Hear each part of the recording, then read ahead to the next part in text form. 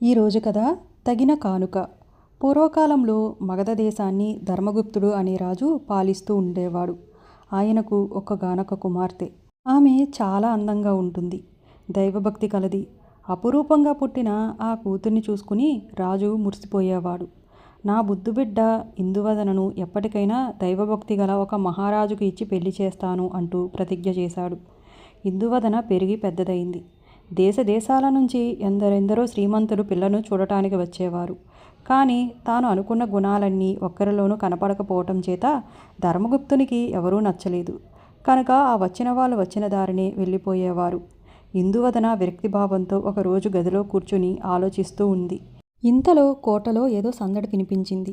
అది విని, ఏమిటి సందడి? నా జీవితంలో ఒక గొప్ప మార్పు రాబోతుందని మనసు మరీ మరీ చెబుతుంది. ఈ సందడి దానికి సంబంధించిందై ఉంటుంది అని అనుకుంది. ఇంతలో చెలికత్తెలు పరుగులు పెట్టుకుంటూ వచ్చి ఇందువదనను చుట్టేసి కొత్తగా చూడటానికి వచ్చిన కళింగరాజు గురించి కబుర్లు చెబుతూ ఉన్నారు. వారు అలా చెప్పుకుంటూ ఉండగానే మంత్రి వచ్చి ఆమెను రాజు వద్దకు తీసుకుపోయాడు. ధర్మగుప్తుడు ఆమెను చేరదీసుకుని, అమ్మా, మన అదృష్టం ఫలించి ఈనాటికి నీకు తగిన సంబంధం వచ్చింది అంటూ కళింగ రాజకుమారుడి గురించి వివరాలన్నీ ఆమెకు తెలియజెప్పాడు. తండ్రి చెప్పినదంతా శ్రద్ధగా విన్న తరువాత ఇందువదన, నాన్నగారు, మీరు చెప్పిన ఐశ్వర్యములన్నింటికంటే నాకు నా దేవిని సంతోషపెట్టడమే ఎక్కువ. కళింగ రాజకుమారులు నా దేవికి తగిన కానుకలు ఇవ్వగలరా అని అడిగింది. తప్పకుండా ఇస్తాడమ్మా. చిన్ననాటి నుంచి అతని నేను ఎరుగుదును. నీలాగే అతనికి కూడా దైవపూజ అంటే ఆసక్తి. అందుకే ఈ సంబంధానికి నేను ఒప్పుకున్నాను అని తండ్రి చెప్పేసరికి ఇందువదన ఆనందంతో సమ్మతించింది. మరికొద్ది రోజులకు మంచి ముహూర్తాన ఇందువదనను కళింగ రాజకుమారుడైన కృపావర్మకు ఇచ్చి వివాహం చేశారు. ఆమె అత్తవారింటికి బయలుదేరి వెళ్లే రోజున తన దేవి ఆలయానికి వెళ్ళి భక్తితో పూజించి, కళింగ రాజ్యం అంతటిలో దొరికే విలువైన వస్తువు నీకు కానుకగా సమర్పించుకుంటాను తల్లి అని మొక్కింది. ఇందువదన కృపావర్మ చిలుక గోరింకల్లా అన్యోన్యంగా ఉండేవారు. ఆమె ఏమి కోరినా ఆమె తలుచుకున్న క్షణంలోనే సమకూర్చేవాడు కృపావర్మ. ఆమె సంతోషమే తన సంతోషంగా అనుకుని ఇందువదనను అపురూపంగా చూసుకుంటున్నాడు. ఇంత చేసినా ఆమె ఏదో ఒక విధమైన బెంగతో ఉన్నట్టు కనపడేది. ఆమెలోని ఆ వైరాగ్యభావం కనిపెట్టిన కృపావర్మ ఒకరోజు ఆమెను బుజ్జగించి ఈ విచారానికి కారణమేమిటి అని అడిగేసరికి తను దేవికి చేసిన వాగ్దానం గురించి వెల్లడించింది. ఈ పాటిదానికి ఇంత బెంగ ఎందుకు? మన రాజ్యంలో కల్లా విలువైన వస్తువులు తెప్పిస్తాను. అందులో నీకు నచ్చినది తీసుకుని దేవికి సమర్పించు. నీ కోరిక తీర్చడం కంటే నాకు కావలసినదేముంది అని తక్షణమే రాజ్యంలోని గొప్ప గొప్ప వర్తకులందరినీ పిలిపించాడు. వారు చిత్ర విచిత్రమైన కానుకలు ఎన్నో పట్టుకువచ్చి రాజు ఎదుట ఉంచారు. ఇందువదన అవన్నీ పరిశీలించగా అన్నింట్లోకి ఒక వస్తువు ఆమెను బాగా ఆకర్షించింది. అదే కాంతి వజ్రం. అది ఉన్న చోటు నుంచి చుట్టూ ఒక క్రోసెడు దూరం వరకు ప్రకాశిస్తూ ఉంది. తన ఇందువదన ప్రియంగా ఎంచుకున్న అపురూప వస్తువు లభించినందుకు కృపావర్మకు అపరిమితమైన సంతోషం కలిగింది. లక్షల కొద్దీ వరహాలు పోసి ఆ కాంతి వజ్రాన్ని కొని భార్యకు ఇచ్చాడు. ఆమె ఆనందానికి అవధి లేకుండా పోయింది. దంపతులిద్దరూ కలిసి మగధ రాజ్యానికి కాలినడకన యాత్ర చేసి అపురూపమైన ఆ కాంతి వజ్రాన్ని దేవికి సమర్పించవద్దామని నిశ్చయించుకున్నారు. మరునాడు వారు మగధ రాజ్యానికి పాదచారులే బయలుదేరి గుట్టలు, పుట్టలు, మెట్టలు, మహారణ్యాలు దాటుకుని చివరకు ఒక పెద్ద నది వద్దకు చేరుకున్నారు. ఆ నది దాటిన తర్వాత మగధ రాజ్యానికి ఇంకొంచెం దూరమే ఉంది.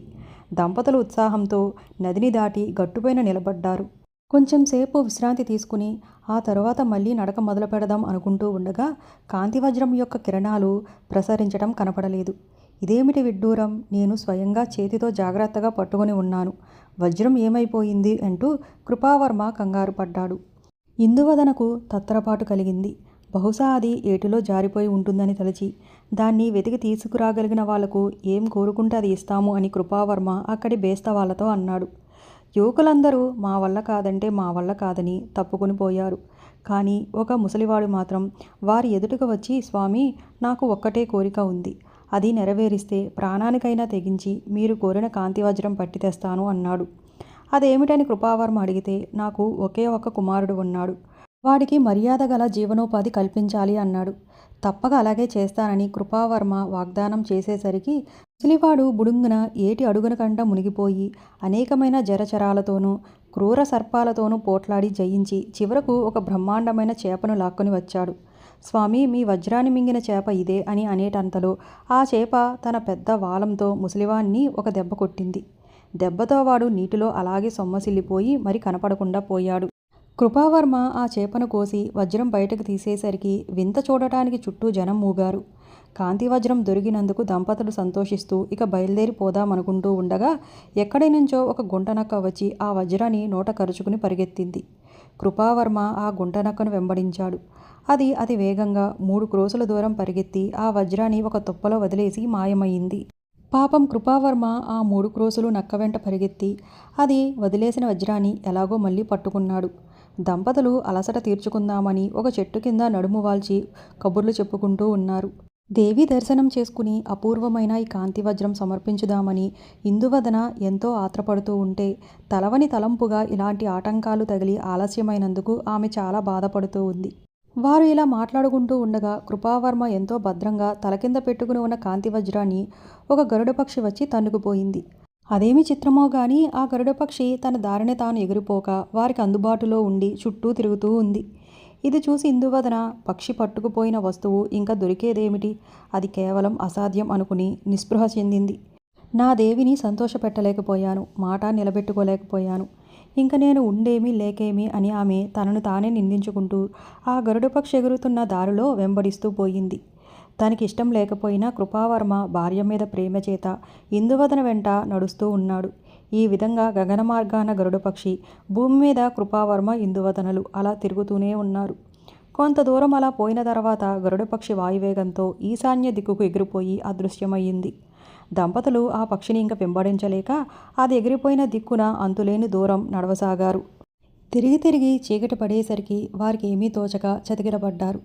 మరికొంచెం సేపటికి ఆ కటిక చీకటిలో ఒక దిక్కున గొప్ప వెలుగు కనిపించేసరికి ఆ వెలుగు ఏమిటో వారు సరిగ్గా గుర్తించలేకపోయారు. కానీ అటువంటి వెలుగుతో వారికి ఇంతకుముందు పరిచయం ఉన్నట్టు మనసుకు తట్టింది.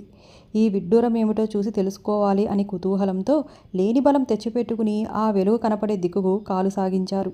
ఎలా అయితేనేం ఆ స్థలం చేరుకోగా అది ఒక దేవాలయంలో వెలుగుతున్న జ్యోతిలాగా కనపడింది.